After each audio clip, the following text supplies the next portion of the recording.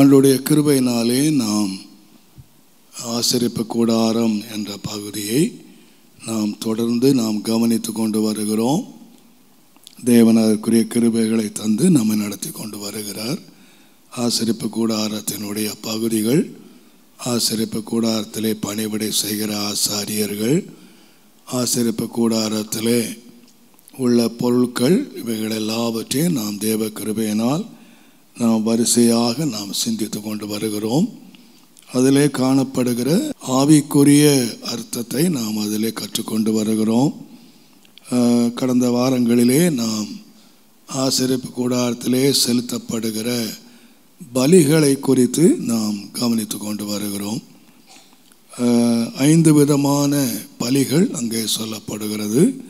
சர்வாங்க தகன பலி, போஜன பலி, சமாதான பலி, குற்ற நிவாரண பலி, பாவ நிவாரண பலி ஆகிய 5 பலிகளை உள்ளடக்கியிருக்கிறது. நாம் ஆண்டவருடைய கிருபையினால் கடந்த நாட்களிலே நாம் சர்வாங்க தகன பலி, போஜன பலி அவைகளை நாம் விரிவாக சிந்தித்திருக்கிறோம்.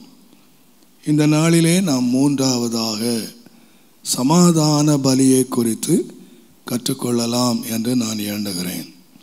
லேவியர் ஆகமத்தின் புஸ்தகம் 3ஆம் அதிகாரத்தின் ஒரு சில வசனங்களை நான் வாசிக்கிறேன். ஒருவன் சமாதான பலியை படைக்க வேண்டும் என்று மாட்டு மந்தையில் எடுத்து செலுத்துவானாயில், அது காளை ஆனாலும் சரி, பசுவானாலும் சரி, பழுதற்றிருப்பதை கர்த்தருடைய சந்நிதியில் செலுத்த கடவன்.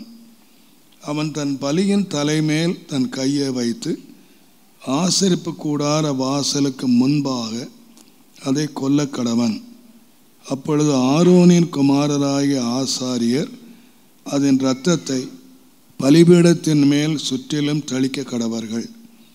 பின்பு சமாதான பலியிலே குடல்களை மூடிய கொழுப்பையும் குடல்களில் உள்ள கொழுப்பு முழுவதையும் 2 குண்டிக்காய்களையும் அவைகளின் மேல் சிறு குடல்களிடத்தில் இருக்கிற கொழுப்பையும் குண்டிக்காய்களோட கூட கல்லீரல் மேல் இருக்கிற ஜவ்வையும் எடுத்து கர்த்தருக்கு தகன பலியாக செலுத்துவானாக.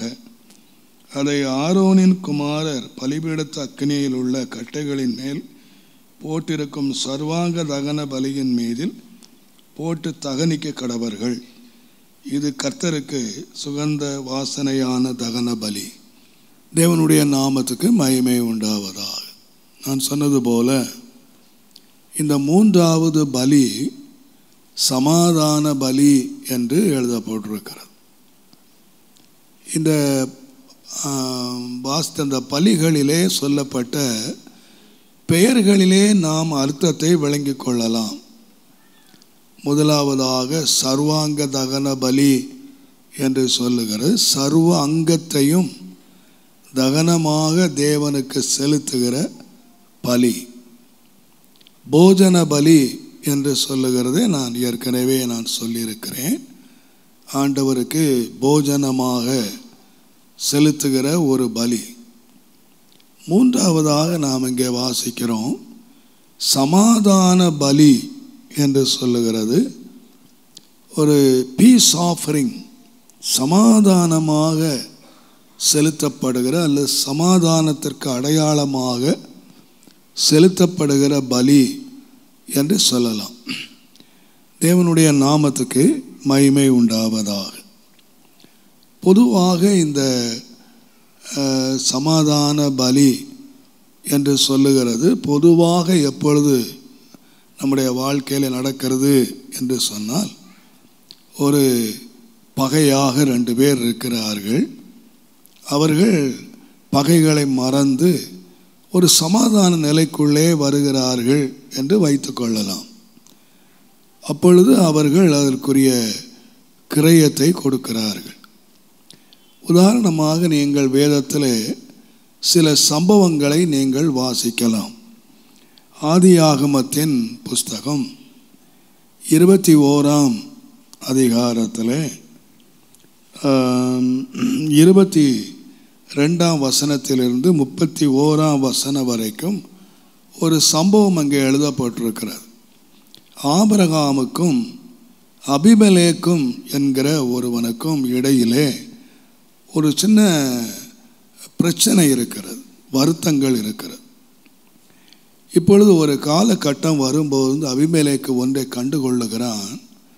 ஆபிரகாமோடு கர்த்தர் இருக்கிறார் என்று அவனை கண்டு அவனிடத்திலே அவன் வருகிறான்.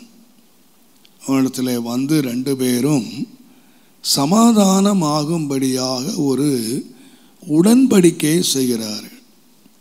அப்பொழுது ஆபிரகாம் இந்த அபிமெலேக்கை பார்த்து, என்னுடைய கிணற்றையெல்லாம் உன்னுடைய வேலைக்காரர்கள் தூத்து போட்டார்கள், அந்த வருத்தம் எனக்கு இருக்கிறது என்பதை வெளிப்படையாக ஆபிரகாம் சொல்லும் பொழுது, அபிமெலேக்கு எனக்கு அது தெரியாது, என் வேலைக்காரர்கள் அதை செய்து விட்டார்கள் என்று சொல்லி அதற்காக ஒரு வருத்தம் தெரிவிக்கிறான். தேவனுடைய நாமத்துக்கு மகிமை உண்டாவதாக. அப்பொழுது 2 பேர், அந்த ஆபிரகாம் அதை ஏற்றுக்கொள்ளுகிறார். 2 பேருக்குள்ளாக ஒரு உடன்படிக்கை உண்டாகிறதை நாம் பார்க்கிறோம். அங்கே நாம் வாசிப்போமானால் 21ஆம் அதிகாரம் 27ஆம் வசனத்திலே, அப்பொழுது ஆபிரகாம் ஆடு மாடுகளை கொண்டு வந்து அமலேக்கு கொடுத்தான். அவர்கள் இருவரும் உடன்படிக்கை பண்ணி கொண்டார்கள். ஆபிரகாம் 7 பெண்ணாட்டு குட்டிகளை தனியே நிறுத்தினான் என்று சொல்லி அந்த காரியங்களை நாம் வாசிக்கிறோம். 2 பேரும் பரிமாறிக்கொள்ளுகிறார்கள். ஆட்டுக்குட்டிகளை, பலி மிருகங்களை 2 பேரும் பரிமாறிக்கொண்டு 2 பேரும் சமாதானமாகிறார்கள். நமக்குள்ள வந்த வருத்தங்கள் இனி நமக்கு வேண்டாம் என்று சொல்லி வருத்தங்களை மறக்கிறதுக்கு ஏற்ற விதமாக 2 பேருக்குள்ளே ஒரு சமாதான உடன்படிக்கை, ஒரு பலி என்று சொல்லப்படாவிட்டாலும் 2 பேரும் மிருகங்களை பரிமாறிக்கொள்ளுகிறார். ஆடுகளை, ஆட்டுக்குட்டிகளை 2 பேரும் பரிமாறிக்கொள்ளுகிறார். நீங்கள் இதே விதமாக நீங்கள் ஆதியாகமத்தின் புஸ்தகத்திலே 26ஆம் அதிகாரத்தை நீங்கள் பார்ப்பீர்களானால், ஈசாக்குக்கும் அபிமெலேக்குக்கும் இடையிலே ஒரு மன வருத்தம் இருக்கிறது. அந்த 26ஆம் அதிகாரத்தில் இதே விதமான ஈசாக்குக்கும் அபிமெலேக்குக்கும் வருத்தம் வந்த பொழுது அபிமெலேக்கு என்ன செய்கிறான் என்று கேட்டால், ஈசாக்கோடு தேவன் இருக்கிறார், கர்த்தர் அவனை ஆசீர்வதிக்கிறார் என்று கண்டபொழுது அவனோடு உடன்படிக்கை செய்வதற்காக இந்த அபிமெலேக்கு வருகிறான். நீங்கள் 26ஆம் அதிகாரத்தில் 26ஆம் வசனத்திலிருந்து 31ஆம் வசனம் வரைக்கும் இந்த சம்பவம் இருக்கிறது. ஆனால் 28ஆம் வசனத்தை நீங்கள் வாசிப்பீர்களானால், அதற்கு அவர்கள், நிச்சயமாய் கர்த்தர் உம்மோடு கூட இருக்கிறார் என்று கண்டோம், ஆகையால் எங்களுக்கும் உமக்கும் ஒரு ஆணை ஏற்பாடு உண்டாக வேண்டும் என்று, ஒரு ஆணை ஏற்பாடு உண்டாக வேண்டும் என்று நாங்கள் நிர்ணயம் பண்ணினோம். நாங்கள் உம்மை தொடாமல் நன்மையே உமக்கு செய்து உம்மை சமாதானத்தோடே நாங்கள் அனுப்பிவிட்டோம். அதுபோல சொல்லுகிறார், சமாதானத்தோடே நாங்கள் அனுப்பிவிட்டது போல நீரும் எங்களுக்கு தீமை செய்யாதபடிக்கு உம்மோட உடன்படிக்கை. அங்கே சொல்லப்படுது, ஒரு சமாதானமான ஒரு உடன்படிக்கை உண்டாகிறது. 31ஆம் வசனத்தினுடைய கடைசி பகுதிகளிலே அவர்கள் அவனிடத்தில் இருந்து சமாதானத்தோடே போய்விட்டார். அந்த வார்த்தை அடிக்கடி பயன்படுத்தப்படுகிறதை வாசிக்கலாம். அப்போ இந்த சமாதானம் என்ற வார்த்தை எங்கேருந்து வருதுன்னு கேட்டிங்கன்னா, அதுக்கு முன்னால் ஒரு பகை ஒன்று இருந்துச்சு. அந்த பகை தீர்ந்த பிறகு அதற்கு ஒரு விலைக்கிரயம் கொடுக்கப்படுகிறது, சில மிருகங்கள் கொடுக்கப்படுகிறது, அல்லது ஒரு உடன்படிக்கை உண்டாகிறது. இந்த 2 பேருக்குள்ளும் அந்த பகைகளை மறந்து உண்டாகிறது தான் சமாதானம். தேவனுடைய நாமத்துக்கு மகிமை உண்டாவதாக. நீங்கள் அதுபோல ஆதியாகமத்தின் புஸ்தகம் 32ஆம் அதிகாரம். யாக்கோபுக்கும் ஏசாவுக்கும் ஒரு பெரிய நீண்டகால பகை இருக்கிறது. 20 years, நீண்ட காலமாக 20 வருஷங்கள் தன்னுடைய அண்ணனாகிய ஏசாவுக்கும் தம்பியாகிய யாக்கோபுக்கும் இடையிலே 2 பேரும் ஆசீர்வதிக்கப்படுகிறார்கள். ஏசா ஆசீர்வதிக்கப்படுறான், யாக்கோபும் ஆசீர்வதிக்கப்படுறான். 2 பேர் தூர தேசத்தில் இருக்கிறாங்க. ஒருத்தர் முகத்தை ஒருத்தர் பார்க்காம இருக்கிறாங்க. ஆனால் இப்பொழுது பார்க்கும்படியான ஒரு தருணம் வருகிறது. அப்பொழுதுதான் யாக்கோபுக்கு தெரிகிறது, நம்ம அண்ணனை முகத்தை நான் பார்க்க முடியாது, நாம் நம்முடைய அண்ணனுக்கு விரோதமாக நாம் செய்திருக்கோம், நாம் 2 பேருக்குள்ள ஒரு நீண்டகால பகை இருக்கிறது என்பதை அவன் அறிந்த பொழுது அவன் ஜெபம் பண்ணுகிறது மாத்திரம் அல்ல, அவன் ஒன்றை செய்தான். 32ஆம் அதிகாரத்தில் தேவனுடைய நாமத்துக்கு மகிமை உண்டாவதாக 13ஆம் வசனத்திலிருந்து நீங்கள் வாசிப்பீங்கன்னா, 200 வெள்ளாடுகள், 20 வெள்ளாட்டு கடாக்கள், 200 செம்மறி ஆடுகள், 20 ஆட்டுக்கடாக்கள், பால் கொடுக்கிற 30 ஒட்டகங்கள், அவைகளின் குட்டிகள், 40 கடாரிகள், 10 காளைகள், 20 கோழிகை கழுதைகளையும் 10 கழுதை குட்டிகளையும் பிரித்தெடுத்து வேலைக்காரர் கையிலே கொடுக்கிறான். கொடுத்து 20ஆம் வசனத்தில், இதோ உமது அடியானாகிய யாக்கோபு எங்கள் பின்னாலே வருகிறான் என்று சொல்லுங்கள் என்று கட்டளையிட்டான். முன்னாலே வெகுமதியை அனுப்பி அவனை சாந்தப்படுத்தி கொண்டு பின்பு அவன் முகத்தை பார்ப்பேன், அப்பொழுது ஒருவேளை என் பேரில் தயவாய் இருப்பான். அப்போ அண்ணன் தம்பியும் ஒருத்தன் மீட் பண்ணுறதுக்கு முன்னால் அவன் பல மிருகங்களை ஒரு சமாதானப்படுத்துறதுக்கு அனுப்புகிறான். இப்போ 2 பேரும் சந்திக்கிறாங்க, ஒருவர் மீட் பண்ணுறாங்க. எப்படி மீட் பண்ணுறாங்கன்னா, சமாதானமாக மீட் பண்ணுறாங்க. 20 years, ஒரு நீண்ட வருஷங்கள் 2 பேருக்குள்ளே இருந்த பகைகள் மறந்து 2 பேரும் சமாதானமாக மீட் பண்ணுறதுக்கு சில மிருகங்கள் கொடுக்கப்படுகிறதை நாம் வாசிக்கிறோம். தேவனுடைய நாமத்துக்கு மகிமை உண்டாவதாக. அதே விதமாக நாம் ஆதியாம புஸ்தகம் 4ஆம் அதிகாரத்தில் நாம் வாசிப்போமானால், ஆண்டவர் ஆதாமை ஆண்டவர் படைத்தவர், அவனை தோட்டத்திலே அவனை வைத்திருந்தார். அவன் கர்த்தருக்கு விரோதமாக அவன் பாவம் செய்த பொழுது அவனையும் அவனுடைய மனைவியும் தோட்டத்தை விட்டு துரத்தி விட்டார். இனிமேல் இந்த பக்கமே வரக்கூடாது, இந்த தோட்டத்து பக்கமே வரக்கூடாது என்று சொல்லி அங்கே ஒரு பெரிய சுடரொளி பட்டயத்தையும் வைத்து காவலுக்கு வைத்து விட்டார். சில வேளைகளில் நம்ம குடும்பத்தில் சொல்லுவோம் பாருங்கள், கோபம் வந்துட்டா இனி சாகிற வரைக்கும் என் முகத்தில் முழிக்கக்கூடாது அப்படின்னு சொல்லி அனுப்புகிற மாதிரி ஒரு பெரிய பகை உண்டாயிடுச்சு. 2 பேருக்குள்ளே, தேவனுக்கும் மனுஷருக்கும் இடையிலே ஒரு பகை உண்டாச்சு. அப்போ இந்த பகையை தீர்ப்பதற்கு யார் முயற்சிக்கிறாங்க என்று கேட்டால், பிள்ளைகள் முயற்சிக்கிறார்கள். இந்த உலகத்தில் முதலாவது பிறந்த காயினும் ஆபேலும் ஒரு முயற்சி எடுக்கிறார்கள். தேவனுக்கும் தன் தகப்பன் தாய்க்கும் இடையிலே வந்த இந்த பகையை மாற்றுவதற்கு அவர்கள் ஒரு முயற்சி எடுக்கிறார்கள். 2 பேரும் வெகுமதிகளை கொண்டு வருகிறார்கள். ஒருவன் மிருகங்களை கொண்டு வருகிறான், ஒருவன் கனி விருட்சங்களை கொண்டு வருகிறான். வேதம் சொல்லுகிறது, நம்முடைய தமிழ் புஸ்தகத்தில், ஆபேலையும் காணிக்கையும் தேவன் அங்கீகரித்தார் என்று ஆதியாமம் 4ஆம் அதிகாரம் 4வது வசனத்திலே நாம் வாசிக்கிறோம்.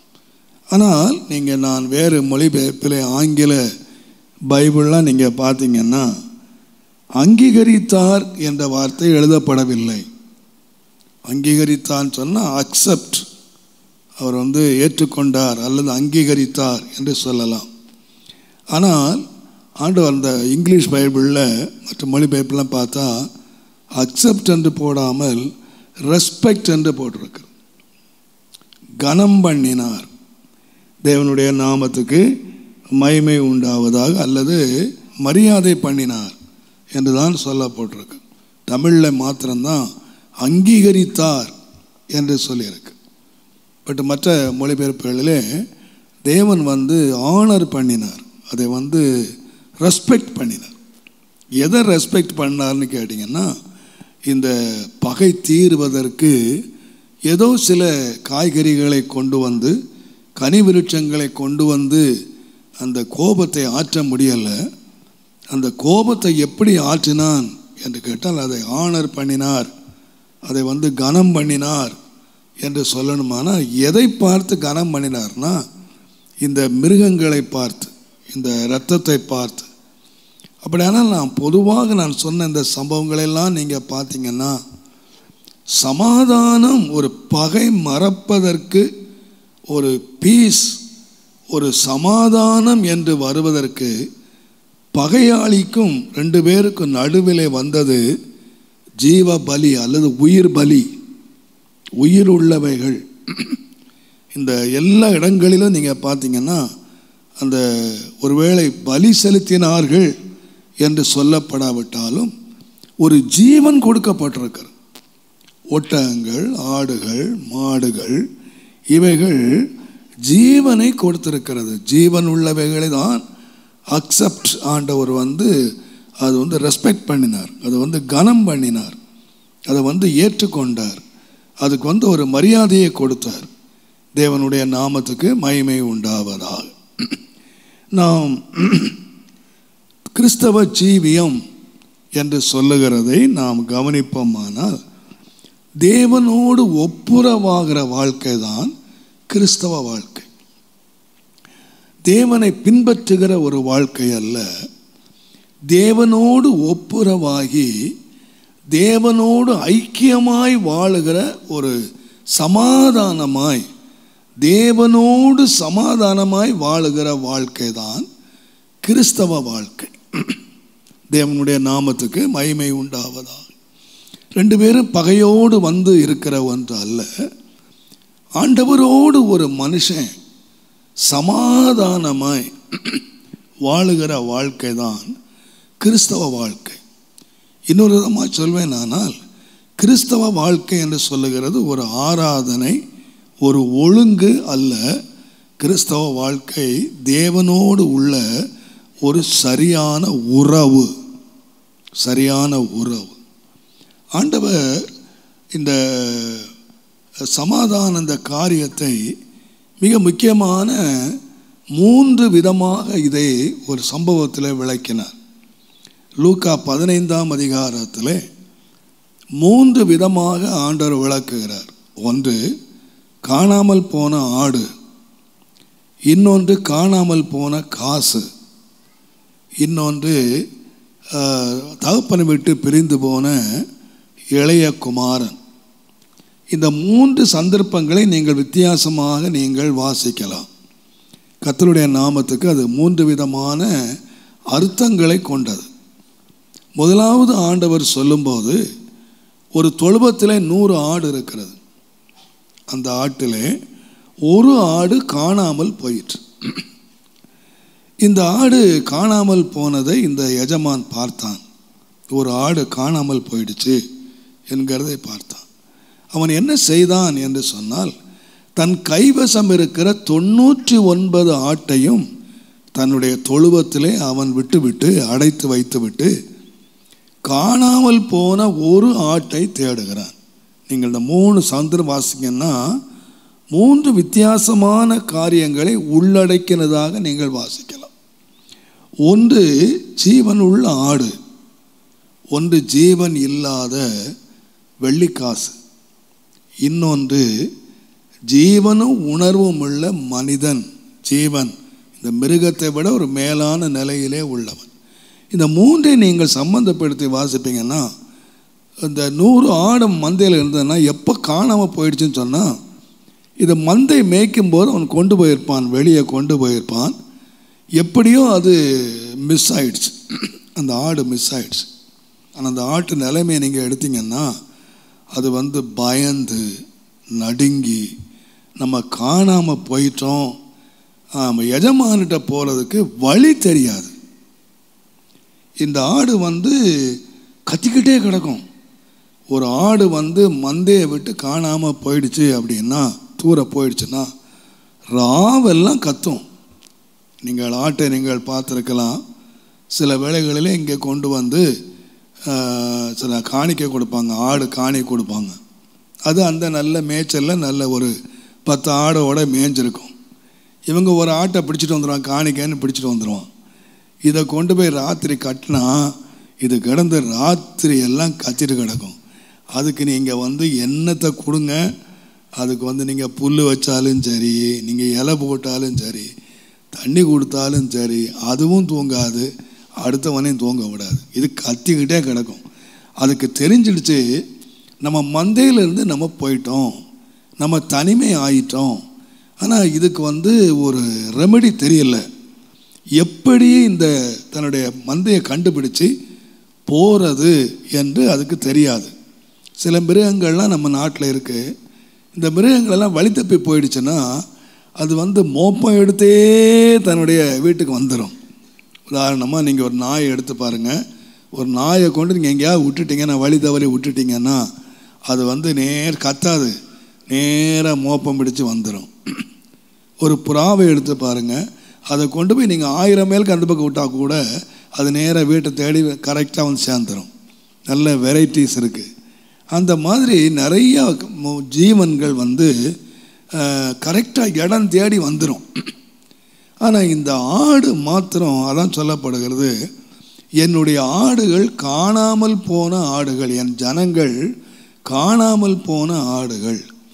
இது மலையிலே அவர்களை சிதற விட்டார்கள்.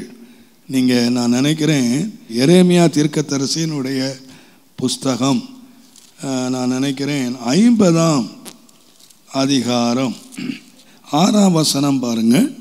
என் ஜனங்கள் காணாமற் போன ஆடுகள், அவர்களுடைய மேய்ப்பர்கள் அவர்களை சிதற பண்ணி அவர்களுடைய மேய்ப்பர்கள் பர்வதங்களிலே அவர்களை சிதற பண்ணி அவர்களை அலைய விட்டார்கள்.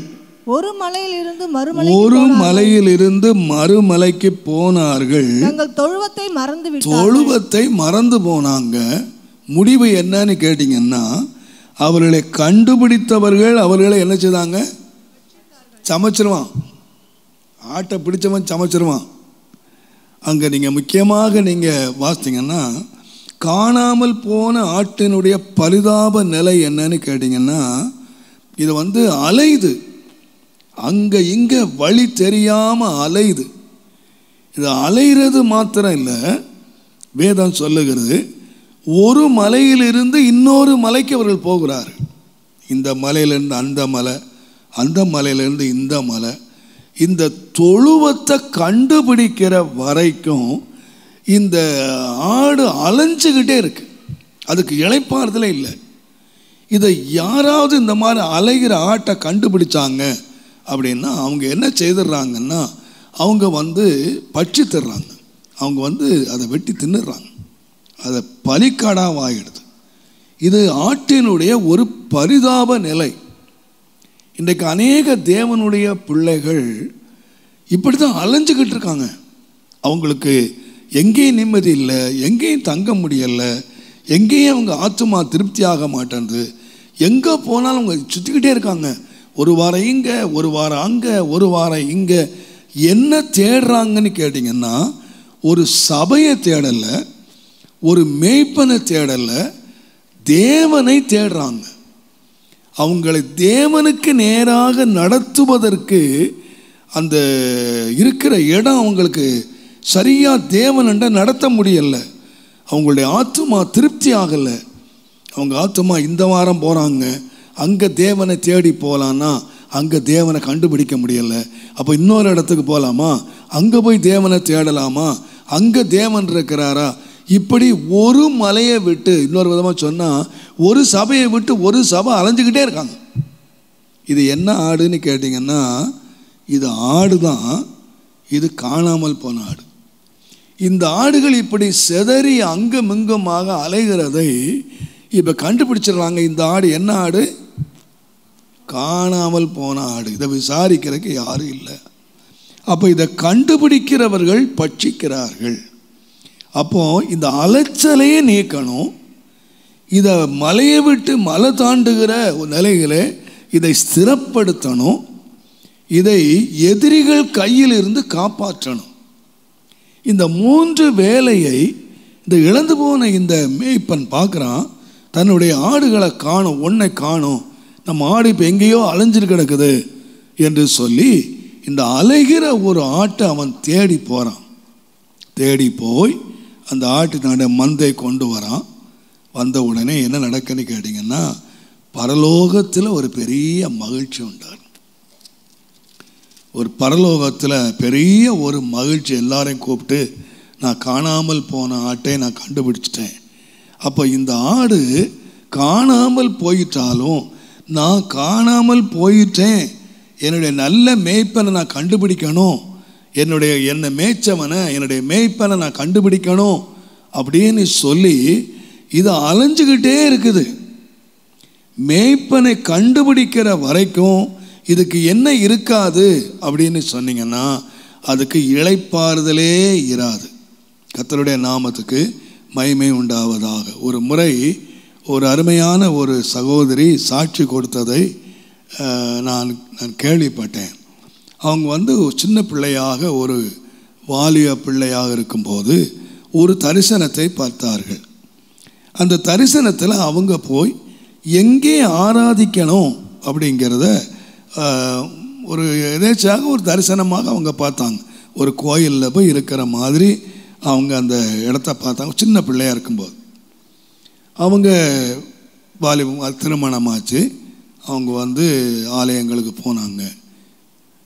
எந்த ஆலயத்துக்கு போனாலும் அவங்களுக்கு சமாதானமே இருக்கிறது இல்லை. அவங்களுடைய ஆவியில் ஒரு இளைப்பாறுதலே, ஒரு ஆவி எசஞ்சே போகலை. இப்போ இவங்க ஒவ்வொரு சபையாக அவங்க தேடுறாங்க. கடைசியாக 19 years 19 வருஷம் அவங்க வாழ்க்கையில் இந்த மாதிரி ஒரு அலைச்சல் அவங்களுக்குள்ள வந்தது. இந்த 19 வருஷத்துக்கு அப்புறம் தன்னுடைய கணவனுடைய ஒரு பணி மாற்றத்தை நிமித்தமாக ஒரு குறிப்பிட்ட இடத்துக்கு வந்தாங்க. அந்த குறிப்பிட்ட இடத்துலையும் அவங்க விசாரித்து பார்த்து ஒவ்வொரு இடமா போய் சுற்றி பார்த்தாங்க. ஆனால் இவங்க எங்கே போனாலும் இவங்களுக்கு முன்னால் என்ன தான் இருந்துச்சுன்னு கேட்டிங்கன்னா, ஒரு விஷன். அவங்க நம்ம உட்கார்ந்து அந்த புல்பீட், அந்த சபையினுடைய ஒரு புல்பீட் அங்கே இருந்தது. ஆனால் இவங்க அங்கங்கே போய் அலைஞ்சு கடைசியாக ஒரு இடத்துக்கு வந்தாங்க. அங்கே உள்ள வரும்போதே அவர்களுடைய ஆவிலையும் ஒரு பெரிய குதூகலம், அவங்க ஆவிலையும் ஒரு பெரிய மகிழ்ச்சி.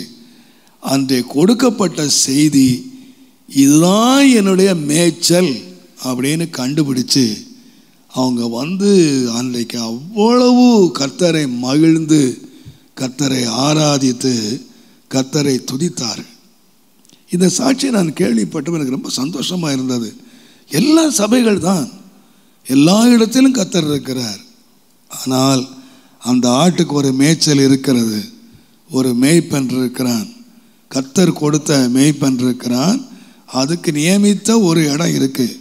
அதனால தான் நீங்கள் கண்ட இடமெல்லாம் பலி செலுத்தாத, உனக்கு நியமித்த இடம் இருக்குது, அங்கே போய் நீ கர்த்தரை. அது வரைக்கும் என்ன நடக்கும்னு கேட்டிங்கன்னா, ஒரு இளைப்பாறுதலே அது கிடைக்கிறதில்ல.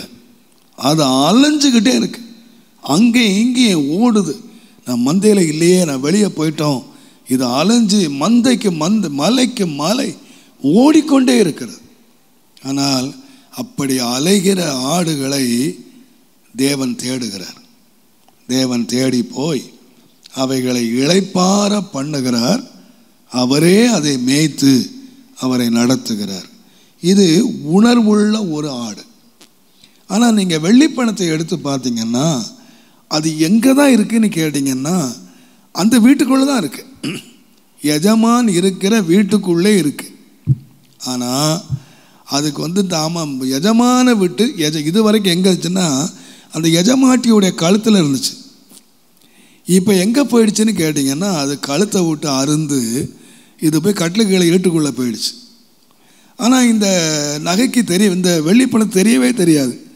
அது எங்கே இருந்தா என்ன, அம்மா கழுத்தில் இருந்தா என்ன, கட்டில் இருந்தா என்ன, அது பாத்ரூமில் இருந்தா என்ன, அது எந்த இடத்துல இருந்தாலும் அதுக்கு என்ன இல்லைன்னு கேட்டிங்கன்னா உணர்வே இல்லை. தான் இடம் மாறி போயிட்டோம், தான் இருக்க வேண்டிய இடத்த விட்டு விலகிட்டோம் அப்படிங்கிற உணர்வே இல்லாமல் ஒரு காலத்தில் எஜமாட்டியுடைய கழுத்தில் கடந்து எஜமாட்டி அலங்கரிச்சது. எஜமாட்டியுடைய கழுத்தில் கடந்து அந்த சரீரத்தோடு அது இணைந்து அந்த ஐக்கியமாக சரீரத்தோடு ஐக்கியமாக இருந்துச்சு. ஆனால் இப்போது அந்த ஐக்கியத்தை இழந்துடுச்சு, அந்த உறவை இழந்துடுச்சு. அந்த எஜமானுடைய கழுத்தில் கடந்த நிலவால் மறந்துடுச்சு. இப்போ எங்கே இருக்குன்னு கேட்டிங்கன்னா அங்கே தான் இருக்கு. எஜமான் இருக்கிற எஜமாட்டி இருக்கிற வீட்டுக்குள்ளே தான் இருக்கு, எஜமாட்டியுடைய சமூகத்தில் தான் இருக்கு.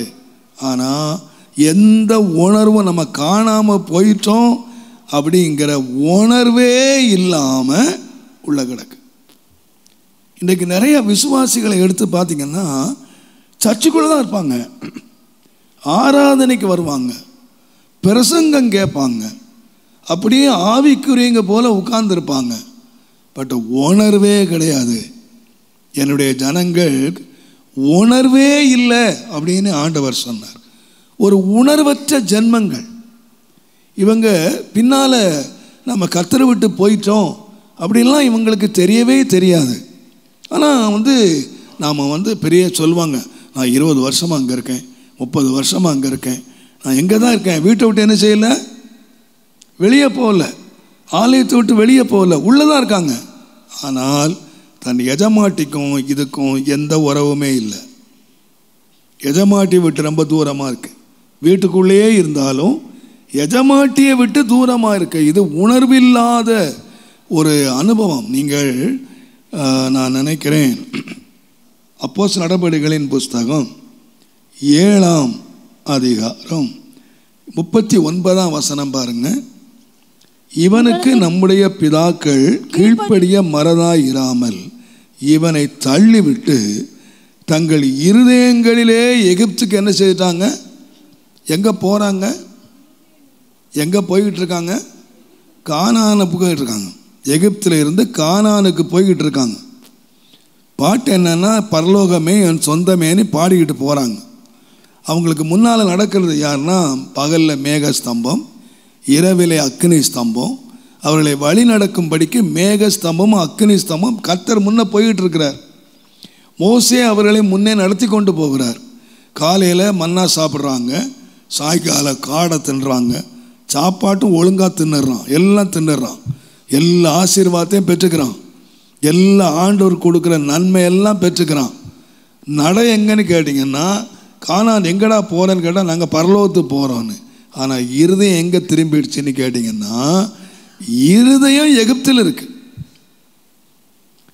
இருதயம் ஆண்டவரோடு இல்லை, இருதயம் போதகனோடு இல்லை, இருதயம் சபையாரோடு இல்லை, இருதயம் தேவனோடு எந்த ஐக்கியமும் இல்லை.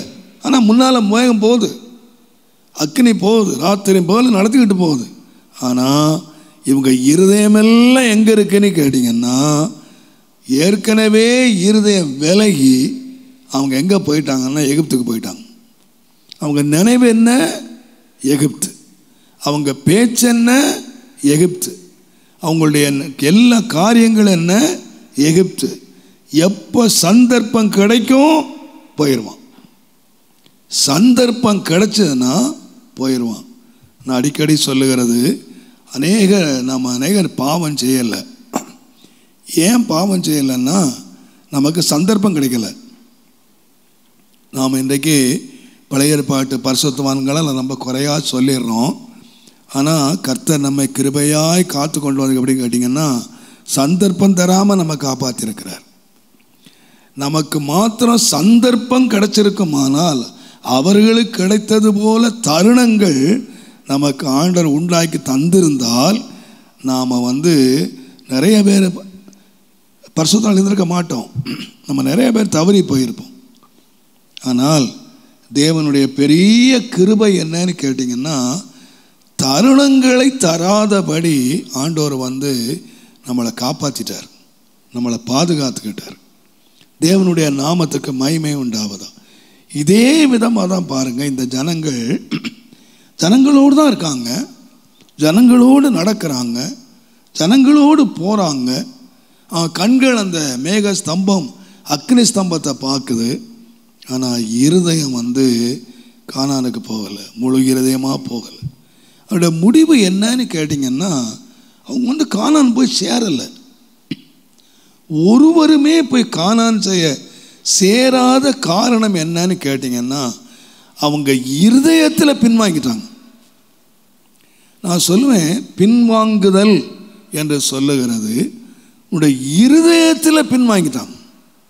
இருதயத்தில் ஆண்டவரோடு உறவோ ஆண்டவரோடு ஒரு ஐக்கியமோ அவனுக்கு இல்லவே இல்லை. ஆனால் கடமையாக ஆலயத்துக்கு வராங்க, கடமையாக ஜனங்களை போல உட்கார்றாங்க, கடமைக்காக எல்லா ஆவிக்குரிய காரியங்களும் ஆவிக்குரிய விதமாக நடக்கிறது போல இருக்கிறது. ஆனால் ஆண்டவரோடு எந்த உறவும் இல்லை, எந்த ஐக்கியமும் இல்லை. நான் அடிக்கடி சொல்லுவேன், ஒரு சின்ன பையன் ஒரு முறை அந்த காத்தாடி அல்லது பட்டம் விட்டுக்கிட்டு இருந்தான். அவன் அப்படியே கையை ஆட்டி ஆட்டி ஆட்டி அப்படியே மேலே பார்த்துக்கிட்டே இருந்தான். அந்த பக்கமாக ஒரு தாத்தா வந்தார். தம்பி, என்ன மேலே பார்த்துக்கிட்டு இருக்க அப்படின்னு. தாத்தா, காத்தாடி விட்டுருக்கேன், காத்தாடி மேலே இருக்கு அப்படின்னு சொன்ன. அவர் உடனே மேலே பார்த்தார், ஆனால் காத்தாடியை காணோம். அது எங்கே இருக்கோ தெரியல. காத்தாடியை பார்த்து சொன்னார், தம்பி, காத்தாடி எங்கே இருக்கு? காத்தாடி இல்லையே, எங்கே இருக்கு கேட்டார். தாத்தா, காத்தாடி என் கையில் இருக்குண்ணா, என் கையில் இருக்கு தாத்தா. காத்தாடி மேலே பறக்கிறத என்னால் பார்க்க முடியாட்டாலும் எனக்கும் காத்தாடிக்கும் உள்ள ஐக்கியம் எங்கே இருக்குன்னா என் கையில் இருக்குது.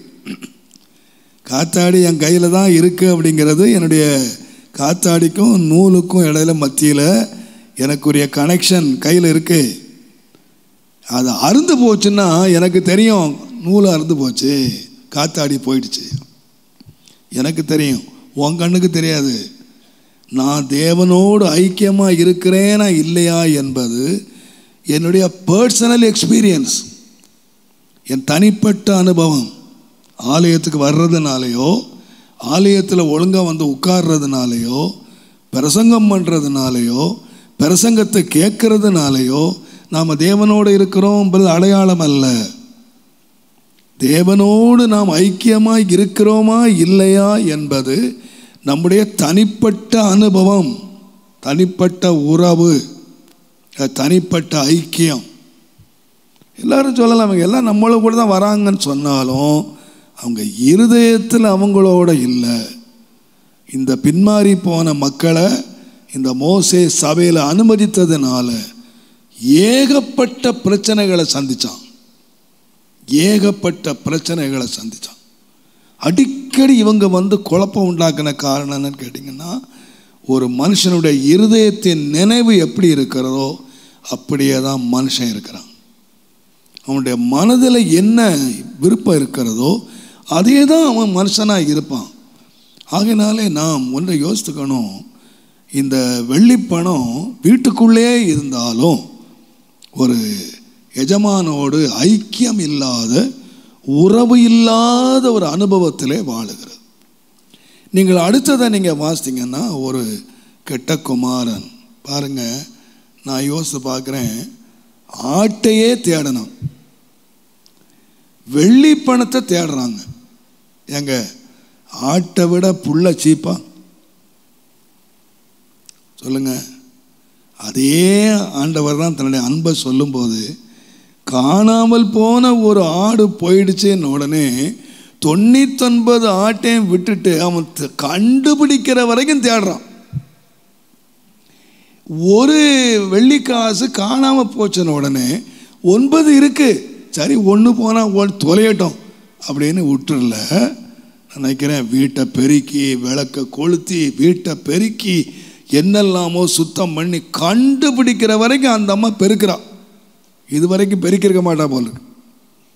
இப்போ எது வரைக்கும் பெருக்கிறான்னா கண்டுபிடிக்கிற வரைக்கும் பெருக்கிறான். சுத்தம் பண்ணி அதை கண்டுபிடிச்சிட்டா. எங்க வெள்ளி பணத்தை தேடுறா, ஆட்டை தேடுறா. ஆனால் எதை தேடலைன்னு சொன்னால் தன்னுடைய சொந்த பிள்ளைய தேடலை. தகப்பன் அவ்வளவு அன்பாக இருக்கான். எப்போ வருவான் அப்படின்னு காத்திருக்கான். அவன் தூரத்தில் வரும்போதே அவன் அவனை ஓடி போய் அவனை கட்டி பிடிச்சு முத்தமிட்டு அவனை கண்ணு குட்டி அடித்து அவனுக்கு விருந்து பண்ணுறானே. இவ்வளவு அன்புள்ள தகப்பன் ஏன் தேடலை? ஏன் அவனை ஒருவேளை தேடி இருந்தால் அவனை கண்டுபிடிச்சிருக்கலாம் இல்லையா? ஆண்டவர் தேடவே இல்லை. இது யாருன்னு கேட்டிங்கன்னா, பர்பஸாக துணிகரமாக தன்னுடைய தகப்பனுடைய அன்பு வேண்டாம், தகப்பனுடைய அன்பை காட்டிலும் உலகத்தின் அன்பை நேசிக்கிற ஒரு மனுஷனை ஆண்டவர் ஒரு நாளும் தேடுறதே இல்லை.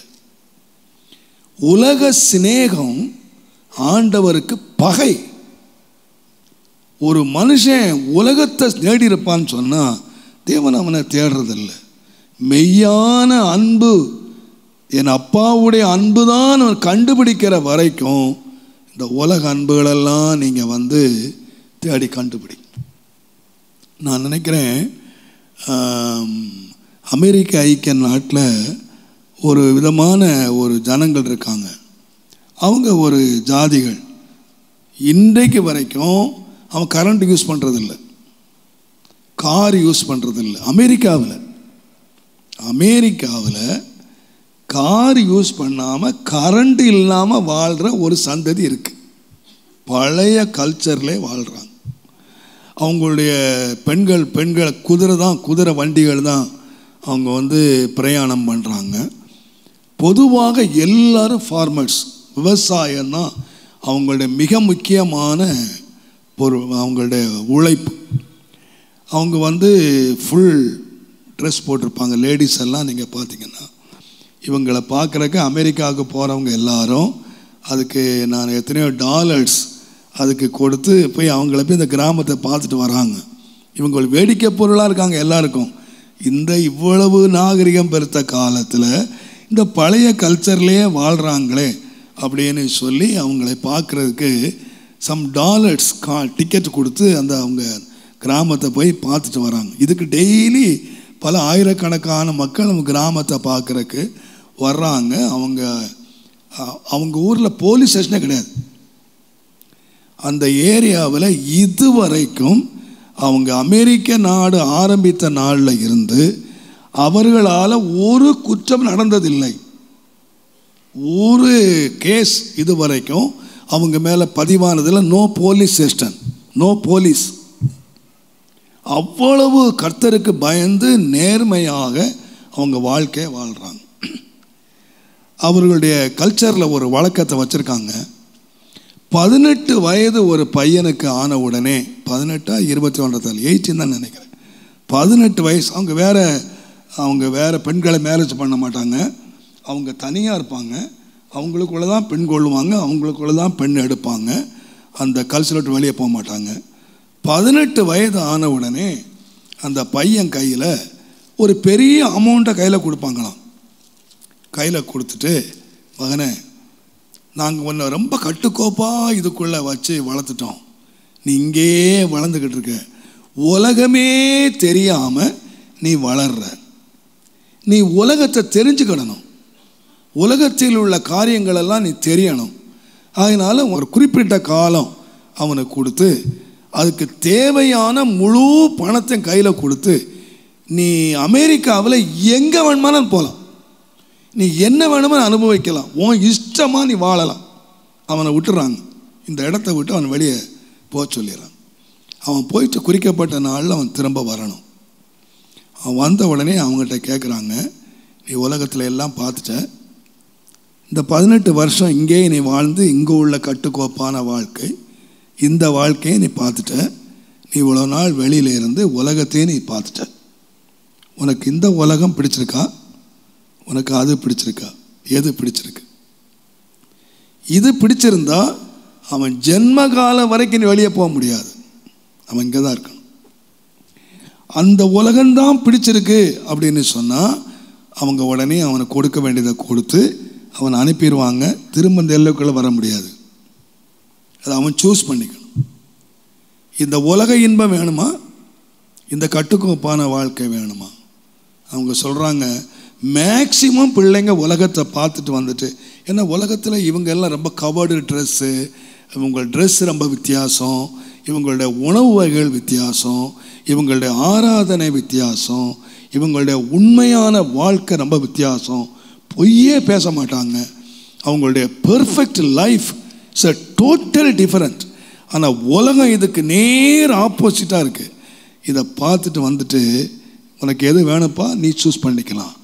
அவங்க சொல்கிறாங்க ஏறக்குறைய 99% இந்த இடத்த விட்டு போக மாட்டான், இங்கே தான் இருப்பான். இல்லை எனக்கு அந்த உலகம் வேண்டாம், நான் இங்கே தான் இருப்பேன் என்று சொல்லி அவர்கள் பெண் பிள்ளைகளுக்கு இந்த உரிமை இல்லை. அவங்க கட்டுக்கோப்பா அங்கே தான் இருக்கணும், அவங்க வெளியே போக முடியாது. பட் ஆண்களுக்கு இந்த உரிமையை அவர்கள் கொடுத்துருக்கிறார். எனக்கு இதை கேள்விப்பட்ட போது ரொம்ப ஆச்சரியமாக இருந்துச்சு. நம்ம சபைகளை மட்டும் இந்த மாதிரி ஒரு அனுமதி கொடுத்தால் ஒருத்தங்க கூட திரும்பி உள்ள வர மாட்டான். இப்போ ஏதோ மூச்சை பிடிச்சிட்டு உட்கார்ந்துருக்கான். நானே காதாலே கேட்டிருக்கேன், பாஸ்டர் ரொம்ப ஸ்ட்ரிக்டாக இருக்காரு, அங்கெல்லாம் பாரு, அந்த சபை பாரு எப்படி உடுக்கிறாங்க, எப்படி நடக்கிறாங்க, எப்படி. இதுக்கு அவன் வேற உலகத்துக்கு போக வேண்டியதில்லை, வேற சபையே இருக்கு. அங்கே போனால் அப்படி உடுக்கலாம் இப்படி உடுக்கலாம். இவர் தான் ரொம்ப போட்டு கழுத்தை அறுக்கிறாரு. என்ன பண்ணுறது, மூச்சை பிடிச்சிட்டு உட்காந்துருக்கா நிறைய பேர். விட்டா போதும் எங்கே ஓடுவான்னு தெரியும். கர்த்தருடைய நாமத்துக்கு மகிமை உண்டாவதாக. பாருங்க, ஒரு கூட்டம் இதை மாதிரி தான் நினச்சது. அப்பாவுடைய கட்டுக்கோப்பு, ஏன்னா அப்பா ரொம்ப ஸ்ட்ரிக்ட்டுன்னு நினைக்கிறேன். இந்த பையன் சொல்கிறான் பாருங்க, மூத்தவன், நான் இத்தனை வருஷம் நான் உங்களுக்கு ஊழியம் செய்தேன், என் சிநேகிதரோடு நான் சந்தோஷமாக இருப்பதற்கு எனக்கு என்ன கொடுக்கல? அப்போ அந்த அப்பா என்ன அப்பன், அவனுக்கு வேற மகிழ்ச்சியே கொடுக்கலங்க. தன் அப்பா தன்னுடைய அப்பா அவனை நேசிச்சிருந்தாலும் அப்பா சிநேகிதரோடு சந்தோஷமாக இருக்கிற, இந்த உலகத்தோடு சந்தோஷமாக இருக்கிற ஒரு வாழ்க்கையை வைக்கல. ஆனால் ஒன்றை வச்சிருந்தாரு. என்ன வச்சிருந்தாருன்னா, மகனே நீ என்னை தப்பாக விளங்கிட்டடா, எனக்கு உள்ளது எல்லாம் யாருக்கு தான். ஆஃப்டர் ஆல் நீ ஒரு ஆட்டுக்குட்டி இல்லைன்னு எனக்கு வருத்தப்படுற, பட் என்னுடையது எல்லாமே உனக்கு தாண்டா, எல்லாம் உனக்கு தான் வச்சுருக்கேன். அப்பா அத்தனை சுமத்தி வச்சிருக்கிறார். நான் நினைக்கிறேன் அந்த அப்பா ரொம்ப கடுமையான அப்பான்னு நினைக்கிறேன். அதனால சிநேகிதரோடு விளையாட விடலை, அவனை இந்த வீட்டுக்குள்ளேயே வச்சு கட்டுக்கோப்பாக வளர்த்துட்டாரு. இந்த உலகமே தெரியாமல் வளர்த்துட்டாரு. ஆனால் ஒருத்தன் போய் இந்த உலகத்தை பார்த்து வேசிகள்கிட்ட செலவழித்து அநியாயமாக போய் இந்த உலக இன்பங்களெல்லாம் அனுபவிச்சுட்டு அவன் திரும்ப வரான்.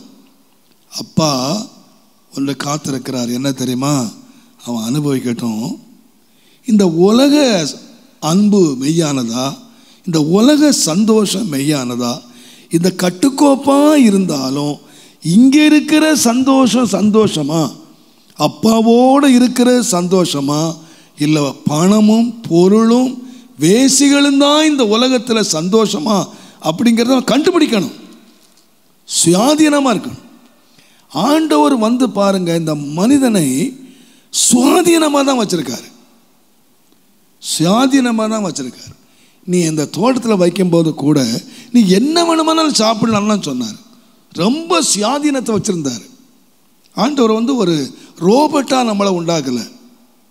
நம்மளை உண்டாக்கியிருக்கலாம். ஒரு ரோபோட்டாக சுவிட்ச் தட்டினா ஓடும், சுவிட்சை ஆஃப் பண்ணால் நின்றும். அந்த மாதிரி நம்மளை ஆண்டவர் படைச்சிருக்கலாம். நம்மளை ஆண்டவர் அடக்கி ஆண்டிருக்கலாம். இன்றைக்கி சிலர் கேட்குறாங்க, ஆண்டவர் தானே என்ன அடித்து கையை காலை உடைச்சி போட்டுக்கலாமே. உன்னை உடைச்சி போட்டுக்கலாம், யாருக்கு லாபம்? கையை காலை உடைச்சி போடுறதுக்கு இல்லை, சுயாதீனம். நீ இயேசுவை முழு மனதோடு நேசிக்கணும். உலக அன்பை நீ அறிஞ்சிருக்கணும். அதனால்தான் வேதம் சொல்லுது, ஆண்டவர் சொன்னார் ஒரு இடத்துல, எவனுக்கு அதிகம் மன்னிக்கப்பட்டதோ அவன் என்ன செய்வான், இவன் அதிகமாக பார்த்துட்டு வந்திருக்கான். நான் சில வேளைகளில் யோசித்து பார்ப்பேன், இந்த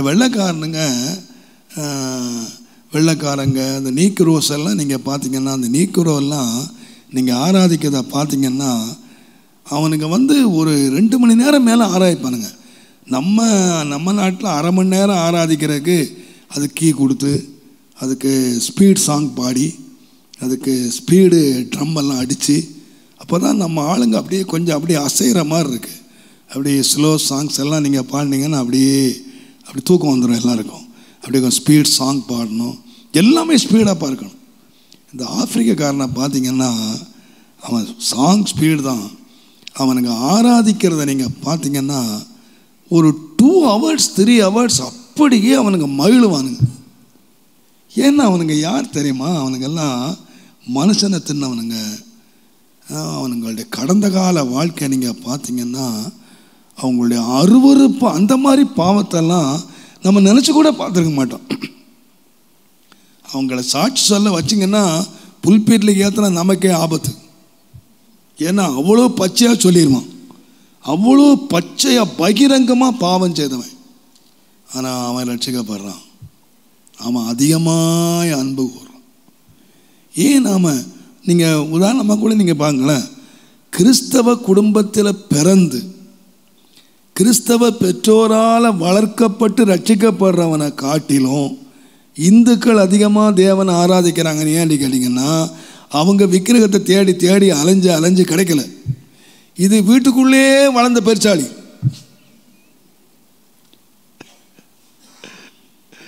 சொல்லுவாங்க, தமிழில் சொல்லுவாங்க, இந்த வெளியில இருந்து வர்ற பக்தர்கள் எல்லாம் சாஷ்டாங்கமாக விழுந்து கும்பிட்டு புத்தி போடுறான். ஆனால் உள்ளே கிடக்கிற பெருச்சாளி சிவனுக்கு தலையிலே ஏறி ஆடும். ஏன்னா இது எங்கே கிடக்க பெருச்சாளி, உள்ளே கிடக்கு, பிறந்ததே அங்கே. அதனால இவங்களுக்கு என்ன தெரியறது இல்லைன்னு சொன்னால், இந்த நிழலுக்கு அருமை யாருக்கு தெரியும்னு சொன்னால், வெயிலில் போனவனுக்கு தான் நிழலுக்கு அருமை தெரியும். நீங்கள் நல்லா இந்த ஏசியில் உட்காந்துருங்க பாருங்கள், இந்த ஏசியினுடைய அருமை எப்போ தெரியும்னா, நல்ல 120 டிகிரி வெயிலில் போடு வெளியே, ஐயோ அப்போ தான் இது குளுமை தெரியும். அந்த மாதிரி பாருங்க, இவனுங்க வெளியே போனான். நினச்சான், என்னடா அப்பா சும்மா எடுத்ததுக்கெல்லாம் அங்கே போகாத, இங்கே போகாத, அவங்க கூட நிற்காத, இவங்க கூட நிற்காத, அங்கே போகாத, அப்பா நிறைய ரூல்ஸ் போடுறாரு. நான் வெளியே போயிட்டா அப்படியே நான் சுயாதீனமான பறவை, நான் அப்படி எல்லாம் அனுபவிச்சிடலாம் அப்படின்னு தான் வெளியே போனான். இப்போ தான் கண்டுபிடிச்சான், எங்கள் அப்பாவும் எஜமான் தான், இந்த பண்ணி மேய்க்கிறதுக்கு என்ன கூப்பிட்டுருக்கானே இவனும் இப்போ எஜமான் தான். ஆனால் இந்த எஜமான் வேலைக்காரனுக்கு தவிடு கூட கொடுக்க மாட்டேன்றான். ஆனால் எங்கள் அப்பா வேலைக்காரனுக்கு திருப்தியாய், அப்போ அப்பாவுடைய மேன்மையை அறிந்து அவனா திரும்ப வருகிற வரைக்கும், நான் சொல்லுவேன், கிறிஸ்தவ வாழ்க்கை ஐஸ்வர்யத்தை பார்த்து திரும்புறதில்ல, லவ். அதனால தான் ஆண்டு அடிக்கடி சொல்கிற வார்த்தை, முழு இருதயத்தோடு என்னிலே அன்பு கூறு, என்னை நேசி, என் பொருளை இல்லை. இன்னைக்கு நிறைய பேர் ஆண்டவர் கொடுக்குற பொருளை நேசிக்கிறாங்க, ஆண்டவர் கொடுக்குற ஆசீர்வாதத்தை நினைக்கிறாங்க, ஆண்டவர் கொடுக்குற வீட்டையும் நாட்டையும் பொருளையும் நினச்சி அதுக்கு பின்னால் போயிடுறாங்க. ஆனால் ஆண்டவர் எதை விரும்புகிறாருன்னா, இப்போ அவன் கண் எங்கே திறந்ததுன்னா, அப்பாவுடைய வீடும் அப்பாவுடைய ஆஸ்தியும் இல்லை, அப்பாவை நினச்சான். எங்கள் அப்பா நல்லவர், எங்கள் அப்பா அன்புள்ளவர், எங்கள் அப்பா இரக்கம் உள்ளவர், எங்கள் அப்பா வேலைக்காரர்களுக்கு தாராளமாக கொடுக்குறவர். அந்த அன்பை அறிந்து வருகிற வரைக்கும் அப்பா வெயிட் பண்ணார். நான் சொல்லுவேன், நம்முடைய தேவனிடத்தில் நாம் அந்த உறவு, அந்த அன்பினால் வந்த உறவு, அதுதான் நீண்ட பகுதி எழுதப்பட்டிருக்கு. இப்போ சொல்லப்படுகிறது, அவர்கள் சந்தோஷப்பட தொடங்கினார்கள். வாழ்க்கை யாருக்கு தொடங்கிச்சுன்னு கேட்டிங்கன்னா, 2 பேரும் எப்போ சந்தோஷப்பட தொடங்கினாங்க, அப்பாவும் துக்கத்தோடையே உட்கார்ந்துருக்கா, ஐயோ என் பையன் போயிட்டானே. வெளியே போனவனும் துக்கத்தோடு இருக்கிறான். ஆனால் 2 பேரும் சந்தித்த பொழுது சந்தோஷப்பட தொடங்கினார்கள். தொடக்கமே அங்கே தான் வந்துச்சு. இதுக்கு நீங்கள் யோசித்து பாருங்கள். முன்னாலெல்லாம் நீங்கள் 2 அனுபவத்தை நீங்கள் பார்த்தீங்கன்னா, காணாமல் போன ஆடு, காணாமல் போன வெள்ளி, இதெல்லாம் கண்டுபிடிக்கப்பட்ட போது அயலகத்தாரெல்லாம் கூப்பிட்டான், அதுக்கு விருந்து வச்சான். ஆனால் தாம் பிள்ளை காணாமல் போய் வந்தபோது அயலகத்தாரை கூப்பிடலை, அயலகத்தாரை கூப்பிட்டு விருந்து வைக்கல. அவன் ஃபெல்லோஷிப். அந்த வீட்டுக்குள்ள 2 பேருக்குள்ள சந்தோஷம். ஒரு பாவி மனம் திரும்பும் போது, இழந்தவனை திரும்ப கொண்டு வரும்போது ஒரு பெரிய மகிழ்ச்சி. இப்போ என்ன உண்டாகுதுன்னு கேட்டிங்கன்னா, ஒரு பெரிய சமாதானம் உண்டாகுது. அதனால தான் நினைக்கிறேன், அதுக்கும் ஒரு என்ன தான் கொடுக்கப்பட்டுச்சுன்னா, ஒரு கன்றுக்குட்டி அதுக்கு பரிசாக பலி செலுத்தப்பட்டுச்சு.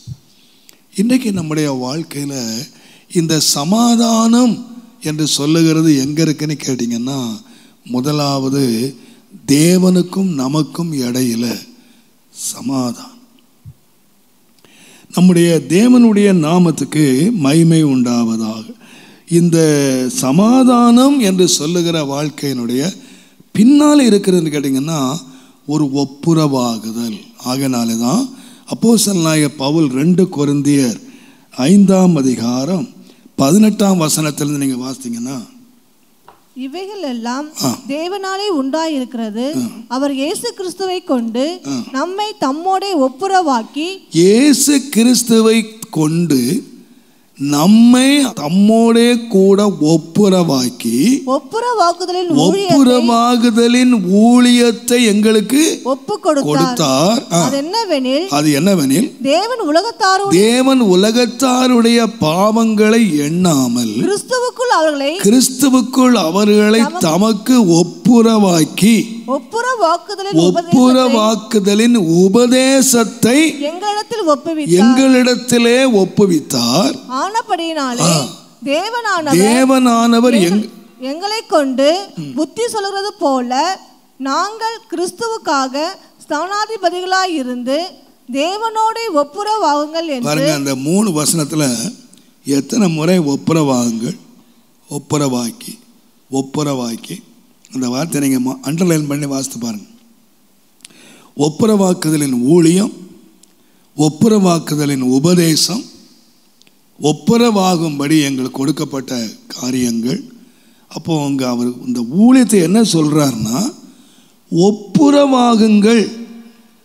யாரோடு ஒப்புரவாகுங்கள்னா, தேவனோடு ஒப்புரவாகுங்கள்.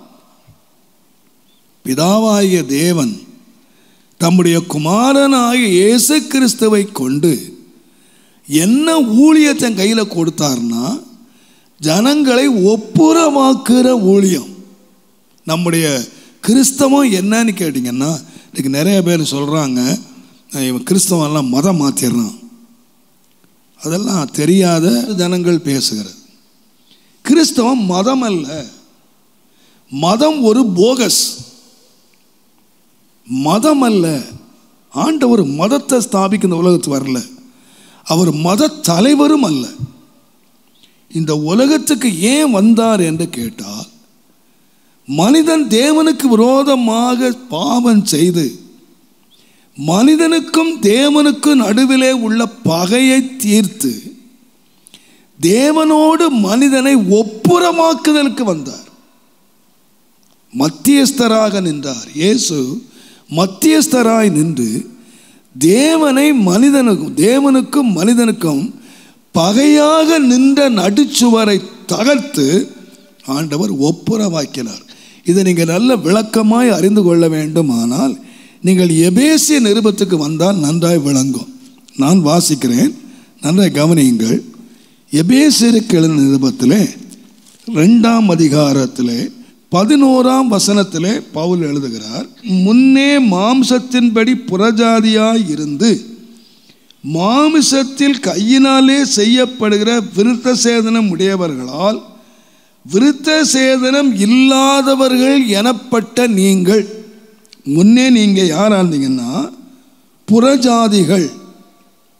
இன்னொரு ஜாதி இருக்கிறது, இது புறஜாதிகளுக்கு விருத்த சேதனம் பண்ணப்படலை. ஆனால் இன்னொரு ஜாதி என்னன்னா விருத்த சேதனம் பண்ணப்பட்ட ஒரு ஜாதி. அப்போ அன்றைக்கு ரெண்டு ஜாதி தான் இருந்துச்சு. ஒன்று விருத்த சேதனம் இல்லாத புறஜாதிகள், இன்னொன்று விருத்த சேதனம் பண்ணப்பட்ட தேவனுடைய ஜனங்கள். அக்காலத்திலே நீங்கள் யாருன்னு கேட்டீங்கன்னா கிறிஸ்துவை சேராதவர்கள், இஸ்ரவேலுடைய காணி ஆட்சிக்கு நீங்கள் புறம்பானவர்கள், வாக்குத்தத்தத்தின் உடன்படிக்கைகளுக்கு அந்நியர், நம்பிக்கை இல்லாதவர்கள், இவ்வுலகத்திலே தேவன் அற்றவர்களுமாய் இருந்தீர்கள் என்பதை நினைத்து கொள்ளுங்கள். இயேசு மாத்திரம் நமக்கு இல்லாமல் இருந்திருந்தா, இயேசு மாத்திரம் இந்த உலகத்துக்கு வராமல் இருந்திருந்தா, புறஜாதியாராகிய நம்முடைய நிலை என்னன்னு கேட்டிங்கன்னா, வேதம் சொல்லுகிறது நமக்கு கிறிஸ்து இல்லை, காணி ஆட்சிக்கு நாம் புறம்பானவங்க, நமக்கு வாக்குத்தத்தமும் கிடையாது, உடன்படிக்கையும் கிடையாது, நம்பிக்கையும் கிடையாது, நாம் அந்நியர்கள். நமக்கு யார் இல்லை? தேவனே கிடையாது. ஏனென்றால் தேவன் ஒருவரே, மத்தியஸ்தரும் ஒருவரே. இந்த உலகத்தில் எத்தனை கோடி கடவுள் இருந்தாலும் தேவன் ஒருவர் தான். தேவன் ஒருவரை தவிர வேறு தேவன் இல்லை. நாம் எத்தனையோ கோடி தேவர்களை நம்ம வணங்கி இருக்கலாம், நம்ம ஆராய்ச்சிருக்கலாம். ஆனால் கிறிஸ்து மாத்திரம் வராமல் இருந்திருந்தா நாம் யாரை கண்டுபிடிச்சிருக்க மாட்டோம்னு சொன்னீங்கன்னா, மெய்யான தேவனை நாம் கண்டுபிடிச்சிருக்க மாட்டோம். இப்போ நம்ம நிலைமை அதுதான், பழைய நிலைமை. இப்போ வேதம் சொல்லுகிறது 13ஆம் வசனத்தில், முன்னே தூரமாய் இருந்த நீங்கள் இப்பொழுது கிறிஸ்து இயேசுவுக்குள் கிறிஸ்துவின் இரத்தத்தினாலே சமீபமானீர்கள். யாருக்கு? எதுக்கு சமீபமானீர்கள்? தேவனுக்கு. தேவன் அற்றவர்களாய் இருந்த நீங்கள் இயேசு கிறிஸ்துவின் இரத்தத்தினாலே நீங்கள் சமீபமானீர்கள்.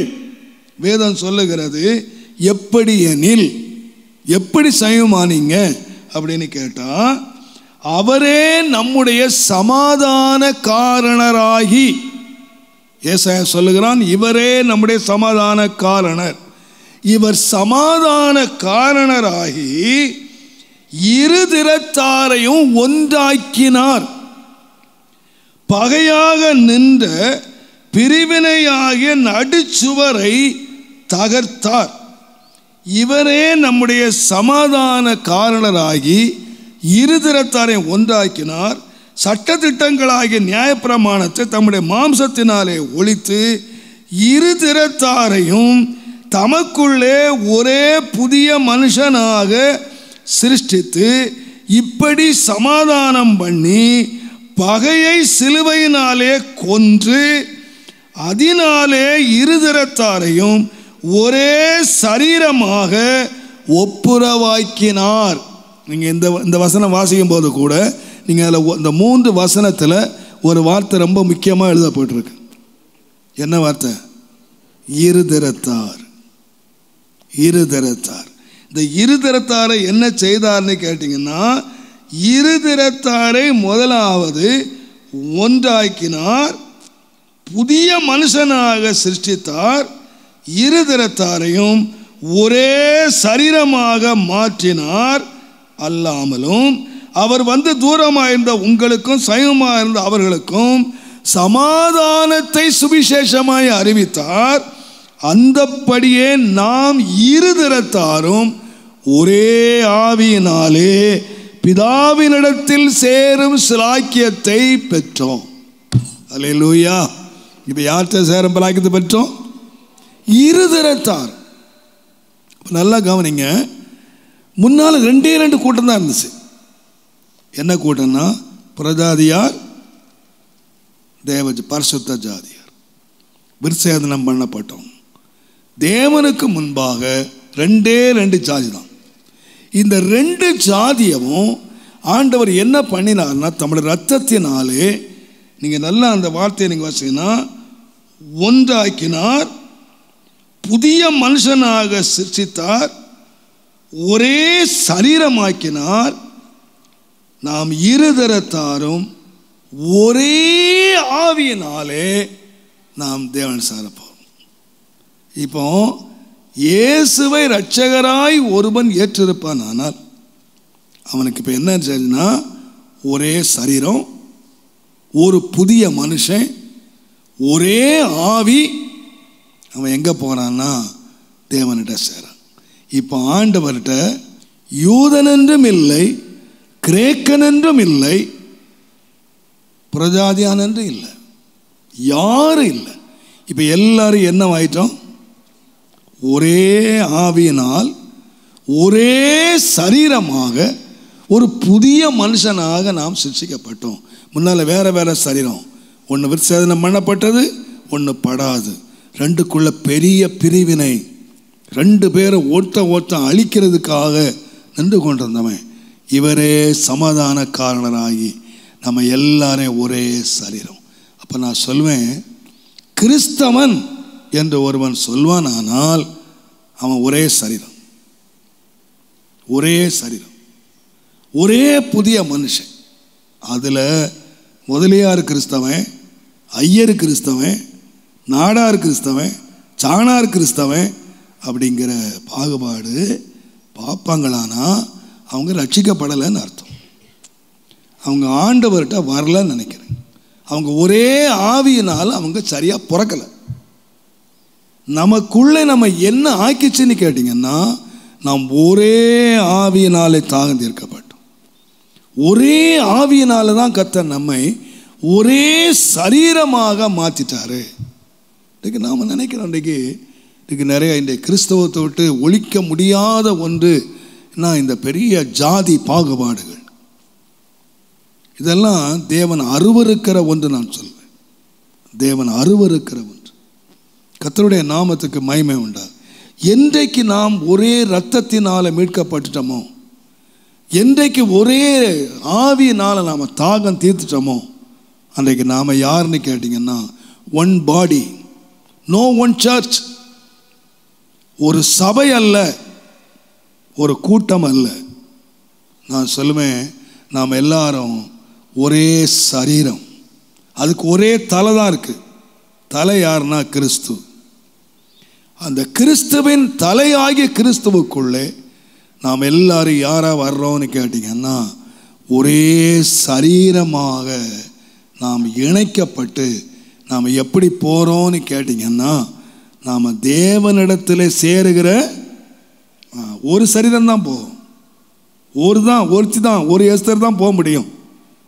ஆண்டவர்கிட்ட வந்து நாடாருக்கு ஒரு தனி ரூட்டு, முதலியாருக்கு ஒரு தனி ரூட்டு ஆண்டவர் போடலை.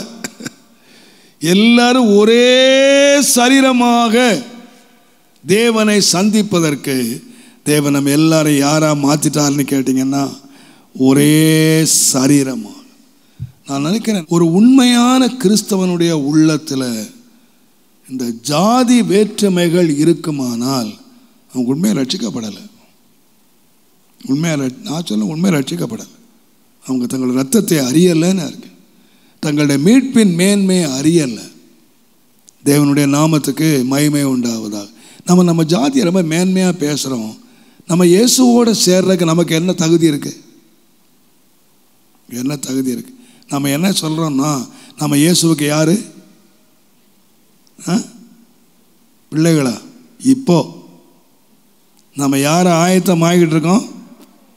அவர் மட்டும் ஜாதி பார்த்துருந்தாருன்னா நம்ம யாராவது போக முடியும்? நம்ம மட்டும் ரொம்ப பொண்டாட்டியாக போகிற ரொம்ப சந்தோஷமாக போகிறவ. இப்போ அவர் மட்டும் அவர் ஜாதியை பார்த்துருந்தாருன்னா யாருமே நீங்களும் நானும் ஒருத்தருமே தகுதி இல்லை, ஒருத்தருமே தகுதி. ஆனால் ஆண்டவர் நம்ம எல்லாரும் இயேசு என்ன வந்தார்னு கேட்டிங்கன்னா ஒரே சரீரமாக்கி இரு திறத்தாரையும் ஆண்டவர் இந்த சமாதானத்துக்குள்ளே கொண்டு வந்தார். ஆகையினாலே தான் ரோமர் 4ஆம் அதிகாரம் கடைசி வசனத்தையும் 5ஆம் அதிகாரம் 1ஆம் வசனத்தை நீங்கள் வாசித்து பார்த்தீங்கன்னா, அவர் நம்முடைய பாவங்களுக்காக ஒப்பு கொடுக்கப்பட்டும் நாம் நீதிமான்கள் ஆக்கப்படுவதற்காக எழுப்பப்பட்டும் இருக்கிறார். இவ்விதமாக நாம் விசுவாசத்தினாலே நாம் யாரா மாறிட்டோம்? இப்ப யார் ஆயிட்டோம்? முன்னால தூரமானவர்கள், தேவனை அறியாதவர்கள், தேவன் அற்றவர்கள் என்ற பெயரெல்லாம் எடுத்த நாம் இப்ப இயேசுவினுடைய மரணத்தினாலும் உயிர்த்தெழுதலினாலும் அவர் மேல் வைத்த விசுவாசத்தினாலே இப்ப நாம யாராயிட்டோம்? நம்ம எல்லாருக்கும் ஒரே ஒரு பேர் தான், நீதிமான்கள் ஆக்கப்பட்டிருக்கிறபடியினால் நம்முடைய கர்த்தராகிய இயேசு கிறிஸ்துவின் மூலமாய் தேவனிடத்திலே சமாதானம் பெற்றிருக்கிறோம். பீஸ். நான் சொல்லுவேன், ஒரு கிறிஸ்தவனுக்கு உள்ள பெரிய பாக்கியம் என்னவென்றால் பீஸ். ஏன் தெரியுமா? உலகத்தில் என்ன இல்லைன்னு தெரியுமா? உலகத்தில் பணம் இருக்கு, பொருள் இருக்கு, ஐஸ்வர்யம் இருக்கு, எல்லாம் இருக்கு, நோ பீஸ். வேதம் சொல்லுகிறது, ஏசாயா புஸ்தகம் 48 அதிகாரம் 22 வசனம், 57 அதிகாரம் 21 வசனம், 2 வார்த்தைகளை வாசிட்டீங்கன்னா, துன்மார்க்கனுக்கு சமாதானம் இல்லை என்று கர்த்தர் சொல்லுகிறார். இந்த உலகத்தில் போய் தேடி பாருங்க, ஒரு உலகத்தில் போய் தேடி பாருங்க, சமாதானம் இருக்கு, சுகம் இருக்கு, தேடி பாருங்க. கர்த்தருடைய நாமத்துக்கு மகிமை உண்டாவதாக. இயேசுவே அல்லாமல் சமாதானம் இந்த உலகத்தில் பணமும் கொடுக்கறது இல்லை, பொருளும் கொடுக்கறது இல்லை, இந்த உலகத்தில் எந்த மேன்மையும் கொடுக்கறது இல்லை. சமாதானம் இயேசுதான் தம்முடைய சொந்த இரத்தத்தினாலே அவர் சம்பாதித்தார், அவர் தான் கொடுக்கிறார். சமாதானம் யார்கிட்ட இருக்குன்னா அவரே சமாதான காரணர், அவரே சமாதானத்துக்காக விலைக்கிரயம் கொடுத்தவர், அவரே சமாதானத்தை சம்பாதித்தவர். அதனால தான் சொன்னார், என்னுடைய சமாதானத்தை நான் உங்களுக்கு வைத்து போகிறேன். என்னுடைய சமாதானம், மை பீஸ். இந்த உலகத்தில் ஒரு கடவுள் சொல்ல முடியாது, ஒரு மனிதன் சொல்ல முடியாது, என் சமாதானத்தை உங்களுக்கு தர்றேன். உலகத்தில் ஆஸ்தியை கொடுக்கலாம், பணத்தை கொடுக்கலாம், பொருளை கொடுக்கலாம், உலகத்தில் என்னென்னத்தையே சம்பாதிக்கலாம். ஆனால் சமாதானம் என்பது இயேசுவை தவிர வேறு எங்கேயும் இல்லை. ஏனென்றால் அது தேவனால் சம்பாதிக்கப்பட்ட ஒன்று. தேவனுடைய நாமத்துக்கு மகிமை உண்டாவதா. நான் நிறையா சொல்லணும்னு வந்தேன், பட் சமாதானத்தை நான் பேசி முடிச்சுட்டேன். இந்த கர்த்தருக்கு உள்ளாக நாம் நம்முடைய சமாதானம் முதலாவது யார்கிட்ட இருக்கணும் அப்படின்னு சொன்னால் நாம் தேவனிடத்தில் இருக்கணும். கடைசி முடிவும் கூட நாம் சமாதானத்தோடே அவர் சன்னதியிலே காணப்படும்படி நீங்கள் ஜாக்கிரதையாயிருங்கள். கர்த்தரை நாம் சந்திக்கும் பொழுது கூட நாம் சமாதானமாக சந்திக்கணும். அதனால்தான் வேதம் சொல்லுது, யாவரோடும் சமாதானமாக இருக்கவும் பரிசுத்தம் உள்ளவர்களாய் இருக்கவும் நாடுங்கள். பரிசுத்தம் இல்லாமல் ஒருவனும் தேவனை தரிசிக்க முடியாது என்று எபிரேயர் 12:14 சொல்லியிருக்கு. நீங்கள் யாவரோடு சமாதானம், தேவனோடு சமாதானமாக இருக்கணும், மனுஷனோடு சமாதானமாக இருக்கணும். அது நம்முடைய பரிசுத்தம். இதை சமாதானத்தோடு நாம் தேவனை சந்திக்கணும். அவர் வரும்பொழுது நாம் சமாதானமாய் சந்திப்பதற்கு தேவன் நமக்கு அனுக்கிரகம் செய்வாராக. நம்ம எல்லாரும் ஜெபம் பண்ணணும். எங்கள் அன்பின் ஆண்டவரே, கிறிஸ்தவ வாழ்க்கை தேவனோடு உள்ள உறவு, அது தேவனோடு உள்ள சமாதானம். எங்கள் வாழ்க்கையில் எதையோ ஒன்றை நான் பின்பற்றல, உம்மோடு வைத்திருக்கிற உறவை நாங்கள் சரியாய் பரிபாலித்து தேவனுக்கும் எங்களுக்கு நடுவாக இருக்க வேண்டிய சமாதானம், உம்முடைய முகத்தை நாங்கள் சமாதானமாய் ஏறெடுத்து பார்க்கத்தக்கதாக எங்கள் வாழ்க்கை உமக்கு முன்பாக ஒரு சமாதான வாழ்க்கையாய் இருப்பதற்கு, அந்த சமாதானத்தை கெடுப்பதற்கு எங்கள் வாழ்க்கையில் என்ன காரியங்கள் வந்தாலும் அவைகள் எல்லாவற்றையும் அழித்து சமாதான காரணராய நீர் உம்முடைய இரத்தத்தினால் எங்களை சீர்படுத்தி ஸ்திரப்படுத்தி சமாதானப்படுத்தி உம்முடைய நாமத்தை மகிமைப்படுத்தும் காத்துக்கொள்ளும். இயேசுவின் நாமத்தில் பிதாவே.